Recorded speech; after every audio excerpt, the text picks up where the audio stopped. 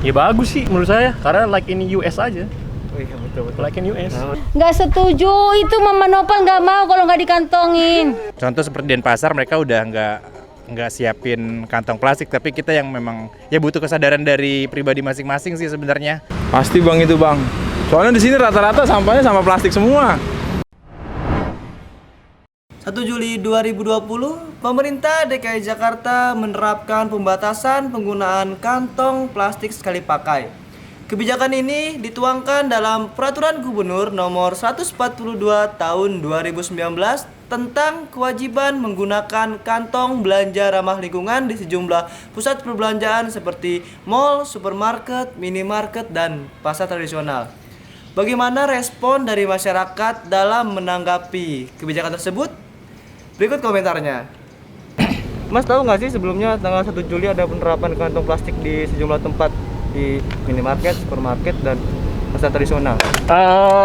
Kalau saya pribadi tahu, tapi untuk tanggalnya baru tahu hari ini. Baru tahu dari Mas. Kalau tahu baru ini, cuma kita kemarin udah mulai sedikit-sedikit kita mulai pilah sampah yang bisa didaur ulang lagi, kita nggak buang. Ya kalau berita itu dari dulu sebenarnya udah tahu, tapi kalau yang baru-baru ini belum. Itu saya udah tahu. Nah menurut abang gimana tuh tentang penerapan plastik itu sendiri? Kalau menurut saya itu sih suatu harapan yang bagus juga ya. Kalau buat ngurangin sampah plastik itu, karena sampah plastik itu didaur ulangnya susah. Butuh proses yang lama. Ya bagus kalau pengaturan plastiknya kan jadi ada pengurangan buat sampah-sampah plastik gitu. Jadi kalau soalnya di Indonesia kan sampahnya mulai agak terbesar gitu ya, sampah plastiknya. Jadi kalau ada kayak gitunya bagus juga sih. Itu setuju atau tidak sih menurut ibu sendiri? Kalau untuk setuju nggak setuju, kalau untuk lingkungan sih setuju. Cuman kalau untuk praktisan atau itu ya gimana ya? Kita kan kadang mendadak mau belanjanya kan nggak direncanain. Setuju sih kalau menurut aku, biar nggak banyak sampah-sampah juga. Sampah plastik kan itu udah banyak banget. Jadi numpuk. Jadinya ya kalau misalkan banjir kan jadinya kotor gitu. Itu aja sih. Ya bagus sih menurut saya, karena like in US aja. Oh iya betul. Like in US. Kalau gue sih bagus aja sih, karena kan itu kan belanja kayak plastiknya kan maksudnya cuma dipakai cuma buat ngangkut dari tempat ya, sesaat doang, cuma dari tempat yang belanja sampai ke rumah. Kayak misalkan pakai tas belanja kan kayaknya lebih efisien, terus bisa dipakai berulang kali. Kalau misalkan kotor bisa dicuci, ataupun juga sekarang modelnya juga banyak yang keren-keren sih, jadi enakan gitu sih kayaknya daripada pakai kantong kresek gitu. Mengurangi limbah lah, mengurangi limbah ibaratnya. Nggak setuju, itu Mama Nopal nggak mau kalau nggak dikantongin. Terus Kalau gimana? sebaiknya boleh, tapi yang bisa didaur ulang. Kalau didaur ulang boleh, tapi jangan ditiadakan jangan. Bolehlah sedikit-sedikit. Mama nggak pada komplain kalau belanja. Kalau belanja harus pakai kantong gitu. Sebenarnya menurut saya bingung juga ya. Bagus bawa sendiri, tetapi kalau nggak bawa saya agak repot juga. Menurut abang nih, apakah pelarangan itu akan mengurangi timbulan sampah nih? Kan abang sebagai dinas kebersihan sendiri nih di sini. Pasti bang itu bang. Soalnya di sini rata-rata sampahnya sampah plastik semua. Bisa iya bisa tidak, karena bukan dari plastik ini aja kan macam-macam. Iya, beraneka ragam ya, yang minuman itu, jadi bukan kantong plastik aja sebenarnya. Kalau cuman mengurangi aja. Kayaknya enggak deh. Soalnya kan kayaknya plastik itu udah di mana-mana sih, nggak plastik belanja aja kan, plastik kayak makanan atau beli bakso apa-apa itu kan udah pasti plastik. Kayaknya mendingan plastik daripada styrofoam deh.